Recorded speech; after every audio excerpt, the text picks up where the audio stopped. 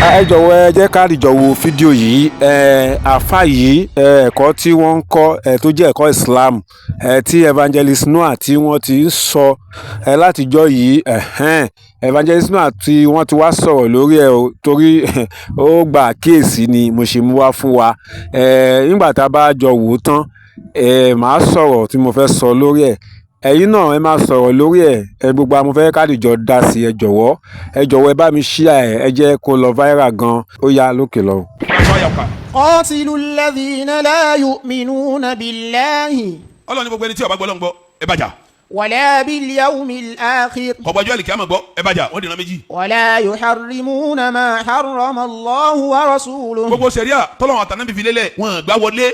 gbogbo tọ́lọ́run pè ní haramu àwọn rí ní halali túmọ̀ ẹni pé wọ́n gbà sẹ̀ríà Ọlọ́run ẹ bá wọn jà. ولا يدينون دين الحق. ẹsẹ̀ di mélòó báwọn wọn gbọ́ Ọlọ́run gbọ́ odi méní abẹ́kọ̀ ẹ̀kejì wọn gbà ìjọ àlìkíyámà odi mélòó odi méjì ẹ̀kẹta kíni. ولا يحب ولا wọn gbà sẹ̀ríà odi mẹ́ta ẹ̀kẹrin. wala yadinuna dinal haqq wọn wá sí ẹ̀sìn tó jòjòló gangan. gbogbo ẹni bá hasi kan nù mẹ́rẹ̀ rí qatilu ẹ bá jà. من الذين أوتوا الكتاب nínú àwọn tá a fún tírà.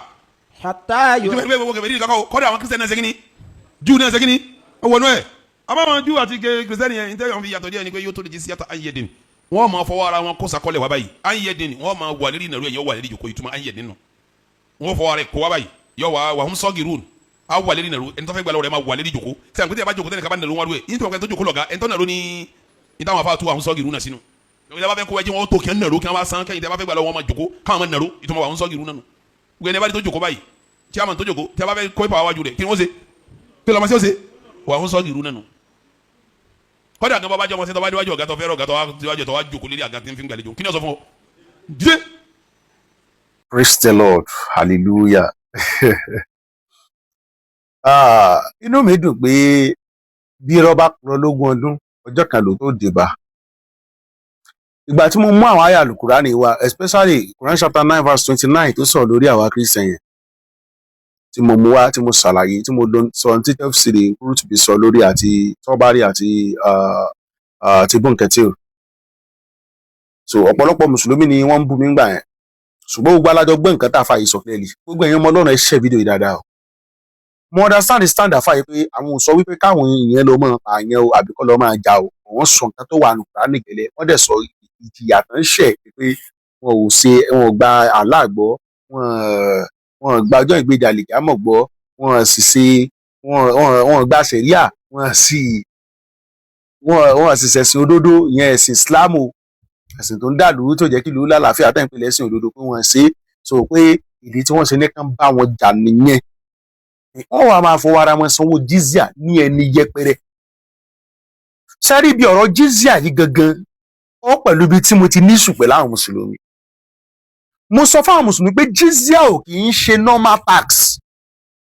torí mùsùlùmí afẹ́ tó pé táàkì ni tó máa ń gbà láwọn ìlú kan bọ̀ tafsiri Ibn Kathir òun ń sọ wípé ẹni tó bá ń san ẹni yẹpẹrẹ nírú ẹni bẹ́ẹ̀ mùsùlùmí máa sọ pé irọ́ ni mo pa o ẹ̀bùn kẹtìrì o ní ìgbàdábìkì o ní òsèkínní kan but thank God pé ẹnu àáfàá ló ti ń jáde ń sìn pé n táwọn àáfàá tú sí nìyẹn. kódà nínú kútùbí ń sọ wípé ẹni tó bá fẹ́ san owó yẹn ó máa wà lóní ìnàró gẹ́gẹ́ bí nǹkan tẹ́ sọ gbogbo ẹ̀ mo ti máàkì sí bíbà tí mo ti sì dánilẹ́kọ̀ọ́ so kò bá mi lójijì nǹkan tí mo ti mọ̀ tẹ́lẹ̀ ní nísìnyí mo ṣe gbé ibi ìjáde òun làwọn ọmọ ìsìláàmù kéékèèké kan tó kún orí social media ń dúlódo tí wọn mẹ́nìtì jẹ́ pé ChatGPT ni wọ́n fi ṣe tẹ̀fsírì àwọn ni mo torí ẹ̀ reply bí. so ó ń sọ wípé ẹni tó bá fẹ́ san yóò wà lórí ìdúró ó yà tẹ́ bá kà síwájú kúrútù bí gan ó sọ wípé ẹni tó bá fẹ́ san ọwọ́ tẹ́ni yóò wà ńlẹ̀ báyìí ni ẹni tó fẹ́ gbà lọ́wọ́ yóò wà lókè ìṣẹ̀ ìjọba ẹni tó fẹ́ san ọwọ́ ẹ̀ kó wà lókè wọn ni rárá o ẹni tó fẹ́ san gẹ́gẹ́ lọ́wọ́ tí ò tún wà ńlẹ̀ ẹni tó jókòó tó fẹ́ gba ọwọ́ tí ò wà lókè. so ẹ̀yin yẹn wá mi ò sọ pé àáfàá yìí sọ pé kọ́ lọ́ máa ṣe but ẹ̀kọ́ tí ó wà nínú Kùránì àti àwọn tẹ̀fsírì wọn yìí ideology yẹn làwọn bandit àti jihadist ń gbé káàkiri ideology yẹn làwọn mùsùlùmí ń gbé káàkiri tí wọ́n fẹ́ fi gba ilẹ̀ gba ilé gba ìlú mọ́ àwọn èèyàn lọ́wọ́ wọ́n lè impose ṣẹ̀ríà torí tí ṣẹ̀ríà bá wọlé tó rí àyè fẹsẹ̀ múlẹ̀ kìrìsìtẹ́nì dáràn o lórúkọ Jésù ibi àti èrò ibi wọn kò ní ṣe mọ́ wa lára. ṣé ẹ rí gbogbo ẹ̀yin mùsùlùmí tẹ́ ń pariwo kiri àbí tẹ́ wá sórí DM mi lórí WhatsApp tẹ́ ń sọ pé ẹ ò mọ̀ kankan nípa Islam, ẹ má wá sí privacy láti wọ́n bá mi sọ, ẹ má bọ̀ ní live tí máa ń ṣe live lọ́wọ́ yára lórí TikTok àbí lórí Facebook Evangelist Noah Ezekiel, kẹ wá defend nǹkan tẹ́ fẹ́ máa bá mi sọ lórí DM yẹn, ìyẹn gógó ló lè pay yín. Bọ̀kẹ́ máa wá sórí DM mi ní WhatsApp kí wọ́n fẹ́ máa sọ̀rọ̀ ńbẹ̀ tẹ́ ẹ lè sọ ní publicly, ojú tí ló jẹ́.